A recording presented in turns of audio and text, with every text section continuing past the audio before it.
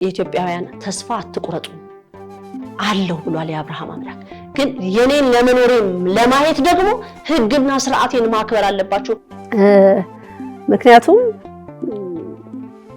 እግዚአብሔር የሰው ልጆችን ሲፈጥር እንዳሉት እንዴት መኖር እንዳለብን ምን መቁጠር እንዳለብን እንዴት መሄድ እንዳለብን ለነብይ እግዚአብሔር ቅዱስ ሄኖክ ገልጾለታል ሚስጥሩን።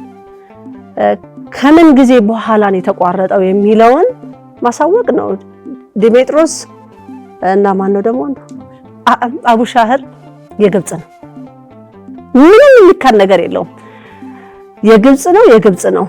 አዲስ ዓመት መጋቢት ነው ብለን በጣም በብዙ ጊዜ ተናግረናልና ህዝቡ እውነትን ማወቅ አለበት፣ ማንበብ አለበት፣ መጠየቅ አለበት። ለምን የሚለው ጥያቄ መምጣት አለበት። እንግዲህ ለኛ ዛሬ መስከረም ወር አይደለች? መስከረም ወር እንደሚታወቀው 7ኛ ወር ናት አይደለ? እኛ ሌላ ሃይማኖት አይደለም የምባለውም ቤተክርስቲያኗ ብዙ ክፍተቶች ካህናት ገብተው በውስጧ ብዙ ክፍተቶች እንደፈጠሩባት የአምላክ እናት የምትናገረው ህዝቡን የሚያስቱ ነገሮች እየተፈጸሙ እንደሆነ ዛሬ የመጣ ነገር ሳይሆን ወይም ደግሞ ኢትዮጵያኖች ብቻ እያደረጉት ሳይሆን የነጮች ስራም በስተጀርባ እንዳሉት ለዚህም ትልቁ ስራዋ ደግሞ እንግሊዝ እንደሆነች ምን ያህል ነው ህዝቡ ዕውቀቱ ምን ያህል ነው ሰው ብሎ የሚያዳምጠው ስለ ታሪኩም ይሁን ስላለ እውነታ የዚችን ሀገር ታላቅነት ከሰው አይደለም የሰማሁት ብያለሁ። ብዙ ታሪክ ተወስዶብናል፣ ተሸፍኖብናል። ጊዜ ለህዝብ የሚጠቅሙ ለህዝብ መንገድ የሚመሩ ነገሮች ሁሉ ተወስደዋል። እኔ የተነገረኝን ነው ለህዝብ ይፋ ማድረገው። ሃይማኖታችን አጥብቀን እያሳየን ያለን እና አሁን ህዝቡ ወዴት ይሄድ የሚለው ህዝቡ መጠየቅ አለበት፣ እግዚአብሔር እንዲገልጽለት ጥንት አባቶችን እንዲያስተካክሉ ማድረግ ይቻላል። እንግዲህ ለኛ ዛሬ መስከረም ወር አይደለች? መስከረም ወር እንደሚታወቀው 7ኛ ወር ናት አይደለ? ለኛ አዲስ ዓመት አይሰማም። ምን አላችሁኝ? አይደለም 7ኛ ወር ናት አይደለችም? ናት። አዎ እንግዲህ የመለከት በዓል ናት። እንግዲህ አዋጅ የሚታወጅበት ጊዜ ነው እንጂ አዲስ ዓመት መስከረም ነው ብለን አናምንም ማለት ነው። መጋቢት ነው አዲስ ዓመት ነው። አዎ ለኛ አዲስ ዓመት እንግዲህ መስከረም ሳይሆን አይሰማም። እግዚአብሔር ያክብርልኝ። እንግዲህ ያው ዓለም ማወቅ አለበት ምን እንደያዘን ማለት ነው። እንግዲህ የመድኃኔዓለም ቤተሰቦች 120 ቤተሰቦች ናቸው አይደለ? ዘመን አቆጣጠር ግብጽ የሰጠችንን አቆጣጠር ነው የምንቆጥረው። ምንም ውሸት የሌለው ነገር ማለት ነው። አባቶች እኮ ፊት ለፊት ይፋ ባያረጉትም እኮ የሚያምኑበትና የሚቀበሉት ነገር እኮ አለ። ትክክል ነው፣ ግን አሁን አይደለም መቀየሪያው ሰዓት ነው መባለው። ነብይ እግዚአብሔር ቅዱስ ሄኖክ አሁን አይደለም የምትቀይሩ፣ ኧረ እኔ አይደለም መቀየርና ለመቀየርን ከሰማይ እየተሰጠኝ ነው። ይሄ ነው መሆን ያለበት። ህዝቡ ይሄን ይቀበል፣ ይሄንን ስርዓት ይዞ ይሄድ፣ የእግዚአብሔርን መንገድ በዚህ ይቀበል ነው የተባልኩት ነው እንጂ አሁን በእንግሊዝ ሀገር ቆይታዬ ላይ የእንግሊዟ ንግስት ተማሪያምን በደንብ አጠናክራ ልካት አገሪቷን ልታምስ ነው የሚባለው። በጭር ምኑ ከምኑ ጋር ይገናኛል? የቤተክርስቲያን ህግና ስርዓት ይከበር እኮ ነው ያልኩት። እንግሊዞች የነጠቁንን ነገር ሁሉ እንመልስ እኮ ነው ያለን። በአኗኗራችን ሁሉ ነጥቀውናል እኮ። በፊት የኢትዮጵያን ድንግላውያን ሴቶች እኮ እንዴት እንዲከበሩ እንዴት እንደነበረ ማለት ነው። አሁን እኮ እንግሊዞች ናቸው እኮ የሚከባበሩበት። በቃላት አጠራር እንኳን እኛ ኢትዮጵያውያን ስንጠቀም አሁን ይሄ አንቱታ ለምሳሌ አንቱ ብዬ ስለ እንደኔ ህፃን ልጅ ገና ልጅ ነኝ እንደዚህ ብለሽ አትበኝ ነው። ይሄ አክብሮት እንደሆነ በውጭ ዓለም ሰር መዳም እየተባሉ የሚጠራሩበትን አጠራር እንኳን እኛ አንቺ አንተ ምናምን እየተባባልን በስም አጠራራችን እንኳን እንዴት እርስ በርስ የሰው ክብር እንኳን እንዳይኖረን ነው እየተደረግን። ይሄ ትክክል አይደለም ነው። ወደ እንግሊዞች ጋር ከሄደን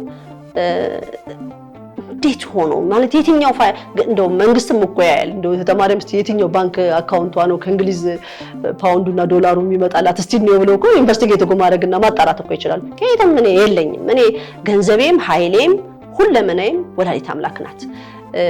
ባህላችንን ስተናል። ኢትዮጵያዊነታችንን የምናየውን ነገር ሁሉ ጠርገው ይዘውብን ሄደዋል። ያ ይመለስ ነው የምለው። እንዴት ነው የምንመልሰው ሲባል ህዝብ ወደ መንፈሳዊነት መምጣት አለበት። የመንፈሳዊ አኗኗር ያስፈልጋል። አነጋገራችን ሁሉ ኢትዮጵያውያን እኮ በፊት የተረጋጋ ህዝብ እንደነበረ የምትናገረው ወላዲተ አምላክ። ኢትዮጵያዊ ህዝብ እኮ ለሚያደርገው ሁሉ አስቦ ነው ለሚመጣበት ገና ለስንት ዓመት ለሚመጣበት እኮ ቀድሞ የሚያውቅ ህዝብ ነበር። ዛሬ እኮ አሁን እየሆነ እያለ ራሱ የማያውቅ ህዝብ እኮ ነው። አሁን እየተከሰተ ነው ሲባል የማይረዳ ነው። አንድ ሰው ብቻውን ኢትዮጵያን ሰላም ሊያመጣት አይችልም። ወይም ደግሞ በጉልበት እንዲህ መሄድ አለባችሁ ብሎ ማድረግ ሀገሪቷን ሰላም ሊያመጣት አይችልም። የኢትዮጵያ መንግስት ህዝቡን እንዴት ልምራው ብሎ ቢጠይቅ የአብርሃም አምላክ ህዝቤን እንዲህ አድርግ፣ ህዝቤን እንደዚህ በለው፣ በዚህ መልኩ መሆን አይችልም ብሎ እንደሚነግረው እኔ 100% እርግጠኛ ነኝ። አሁን ያለው ነገር በእያንዳንዳችን ልቦና ውስጥ የኢትዮጵያ ሰላም ሁሉም ሰው ይናፍቀዋል። ግን ሰላም ከቤታችን ነው የሚጀምረው። ሁሉም ሰው ሰላምን ምን እንደሆነ ሰላም ሊያመጣ የሚችል ነገር ምን እንደሆነ ራሳችንን የምንጠይቀው ከቤታችን የምናመጣው ሰላም ከዛ ወደ ጎረቤታችን ይመጣል፣ ከዛ ወደ ከተማችን ይመጣል እያለ ህዝቡ ላይ ይሰራል። አሁን በሚዲያ ላይ የሚተላለፉ ነገሮች ሁሉ ምን አይነት ተጽዕኖ ይፈጥራሉ? ይሄ ፖለቲካ እኔ በጣምም በእውነት አስቀያሚ ነገር ፖለቲካ ነው በሀገራችን ላይ የተሰራው ነገር። ህዝብ ወደ መንፈሳዊነት መምጣት አለበት። እኔ ለህዝቡ ምን እላለሁ? እኔ የአብርሃም አምላክንም ስለ ሀገሬ አጥብቄ እጠይቃለሁ፣ ስለ ሀገሬንም እወዳለሁ። መውደድ ብቻም ሳይሆን ደግሞ ታሪክም ሰርቼ ማለፍ የምፈልገው ነገር አለ። ሐውልት ማቆም ሳይሆን በህዝቡ ደም ስር ውስጥ እና አጥንት ውስጥ ታሪክን ሰርቼ መሄድ እፈልጋለሁ። የተሰጠኝ ጸጋ አለ።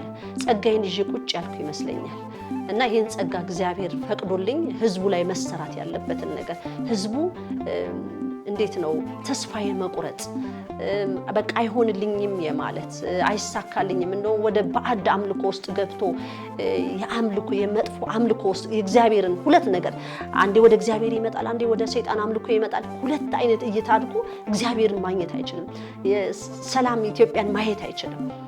በእግዚአብሔር መንፈስ ቅዱስ የተመራ ህዝብ ወይ እግዚአብሔርን ነው የምፈልገው ብሎ ያለ ህዝብ አይምሮን አጽድቶ እሱ እግዚአብሔር የሚያሳየውን ነገር ለማየት ነው መሞከር ያለብን እንጂ እኛ ማየት የምንፈልገውን አይደለም።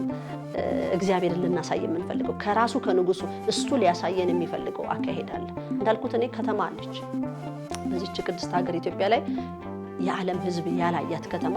እንደውም ሰውም እኮ በውጭ ዓለም እንደውም ነጮች እኮ ይሉላታል ስልጣኔ የተጀመረው ከዚች ሀገር ነው። እኔ እዚች መሬት ስር የማያት ከተማ ከዚህ ጋር ሳወዳድረው ምንም አይገናኝም፣ አይደራርስም። ይሄ ምንድነው? የእግዚአብሔር ህዝብ ነው። በዛ ሰዓት ይሄንን ከተማ ይሄንን በስልጣኔ በዛ ሰዓት ስልጣኔ ባልነበረ ሰዓት እነዚህ ኢትዮጵያኖች ይሄንን ጸጋ እግዚአብሔር ለብሰው የሰሩት እኛ ይሄ ነገር የተጋረደብን ለምንድን ነው? እና ለምን ምዕራባውያን የሚሰሩት ነገር ያብረቀርቅብናል? የራሳችንን ጠንቅቀን ስለማናቅ አሁን ሁሉም ሰው ሰክኖ እኛ ይሄንን ነው የምንፈልገው የሚለው ሳይሆን አንተ ለኛ ልታደርግልን ወይ ልታሳየን ወይ ልትሰጠን የፈለከውን የምናይበትን አይን ክፈትልን ማለት ያስፈልጋል። እኔ ትልቅ ነገር ኢትዮጵያ ላይ እንዳለ አውቃለሁ። የዛሬ 3 ዓመት ወደኋላ ያመለጠን ነገር እንዳለ አውቃለሁ። አሁንም ይሄ ነገር እንዲያመልጠን አንፈልግም። በግብጽ ባርነት ይዟቸው ሲወጣ ህዝቡ ሲያጉረመርም ነበረ ያነሰን እያሉ እና 40 ቀን የነበረው ስንት ዓመት ሆኖ ረዘመ እና አሁንም ያ እንዳይራዘም የመድኃኔዓለምና የቅድስት ድንግል ማርያም ማህበር እየታገለ ነው። ህዝብ እንዲያይ እውነታ ህዝብ ወደ እግዚአብሔር እንዲመጣና ይሄ የጨለመብንን ድቅድቁን አንስተን ይሄው እኛ ይሄው ተገልጦልናል። ይሄ እናንተም እንድታዩት ነው፣ እናንተም እንድትደርሱበት ነው። እኛ ያየነውን እናንተም እንድታዩ ነው። ፍጹም ሆነን አይደለም። ይሄ ማህበር ፍጹም አይደለም። ድክመትና ደካማ ጎን ይኖረናል። ዛሬ በነብይ እግዚአብሔር ቅዱስ ሄኖክ አዲስ ዓመት ነው ብለን ስንል እንዴት አዲስ ዓመት መስከረም ነው እንዴ? በጣም ተጓተናል ወደ ኋላ እንደተባል ነው። በሰማይ መልእክት እንደተሰጠኝ በጣም ወደ ኋላ ሄድነን። ስለዚህ የሚሰጠኝ ቀናት አቆጣጠር የሚሰጠኝ ይሄ በዓል ነው፣ ዛሬ ፋሲካ ነው፣ ዛሬ ዳግማ ትንሣኤ ነው ስባል ስለ ምግብ እንዳስብ አይደለም፣ መብላት አለብኝ ስለ ሆዴ እንዳስብ አይደለም፣ ስርዓቱን እንዳከብር ነው የሚሰጠን። ይሄ ማህበር የሚሰጠን በእርድ የለንም፣ ወዲያውኑ እንደ ፋሲካ እንደተረደ መታረድ አለበት መበላት አለበት የሚለው ነገር ሳይሆን ስለ ምግብ አይደለም። የእግዚአብሔር ለሰው ልጆች በዛ ዘመን ሰጥቷቸው የነበራቸውን ጸጋ እኛም ተሰጥቶን አሪያ ለመሆን ለሌላው ዓለም ሁሉ ትምህርት መሆናል። አፍሪካኖች ይጠብቁናል አልኩኝ እኮ ኢትዮጵያን እየጠበቋት ነው። እኔ እንደዛ ብዬ አምናለሁ። ኢትዮጵያ በሩን ካልከፈተች ማንም የአፍሪካ ህዝብ መንቀሳቀስ አይችልም። አፍሪካ ተንቀሳቀሰች ማለት ደግሞ ዓለም ሁሉ በቁጥጥር ስር ትሆናለች።